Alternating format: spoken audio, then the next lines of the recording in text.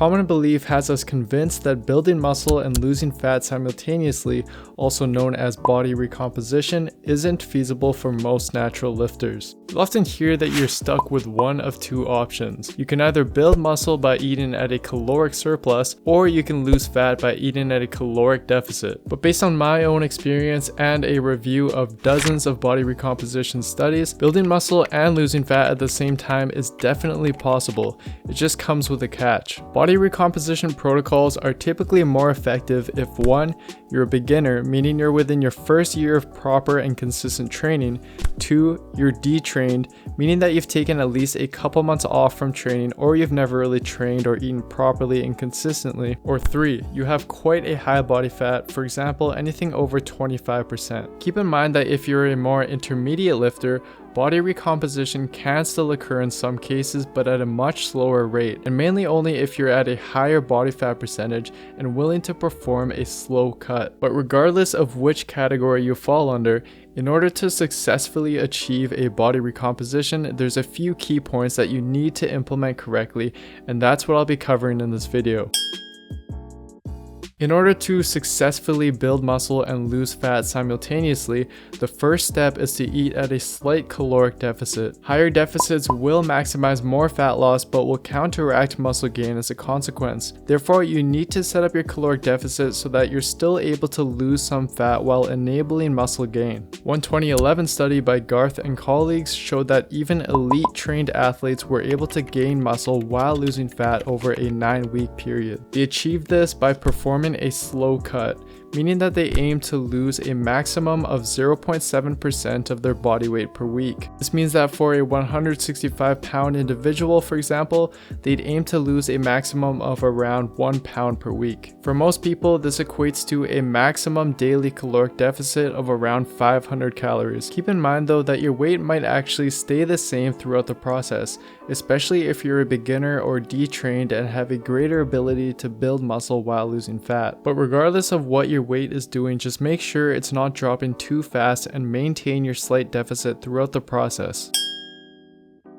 Hey, I got you guys a protein shake. Awesome, I love protein. I know you love protein. I love protein too. Adequate protein intake is essential for a body recomposition in order to maintain a positive nitrogen balance despite being in a caloric deficit, which just ensures that your muscles still have what they need for growth. Generally, research shows that anything over around 0.8 grams per pound of body weight is unnecessary in terms of muscle growth and maintenance. But with that being said, in recent studies where subjects were able to achieve a successful body recomposition, they were often intaking around 2.4 to even 3.6 grams of protein per kilogram of body weight, which is equivalent to roughly 1 gram to 1.6 grams per pound of body weight. In fact, one 2018 study by Schoenfeld and colleagues even showed that every single subject on a high protein diet of a little over 1 gram per pound of body weight gained muscle while losing a kilogram of fat, whereas the subjects in the low protein group still lost 1 kilogram of fat, but many of them also lost muscle with it or didn't see any muscle gain. Based on this, it's clear that body recomposition is more likely to occur with a high protein diet. Although the exact protein intake that is optimal for a body recomposition is relatively unclear at the moment, I think the literature suggests that intaking 0.8 to 1 gram per pound of body weight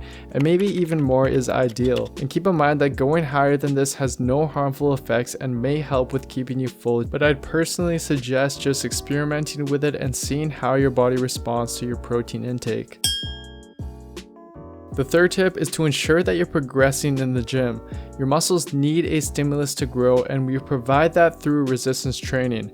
As a beginner or detrained lifter, this is relatively easy to do since you're able to gain strength quickly in the gym. So stick to a solid training program and ensure that you're progressively overloading it throughout the weeks, which can be done by simply increasing reps or the weight lifted in your exercises. On the other hand, the more training experience you have, the harder this is to do. But given that you're utilizing only a small deficit with adequate protein, your body still has the energy and positive nitrogen balance it needs to progress in the gym. This has been shown in several studies of trained subjects, for example, elite gymnasts, aspiring physique competitors, and even football players who were already squatting over 380 pounds and benching over 280 pounds when starting their body recomposition. All of them were able to drop body fat while gaining some muscle and strength. The key for more advanced individuals though is sticking to tips 1 and 2 and properly setting up your training program in a way that allows consistent progression, which is something I'll cover in a future video. So to sum the video up, in order to effectively achieve a body recomposition, focus on 1.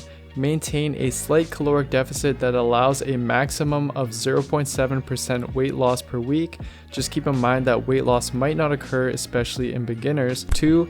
Intake adequate protein of at least 0.8 to 1 gram per pound of body weight.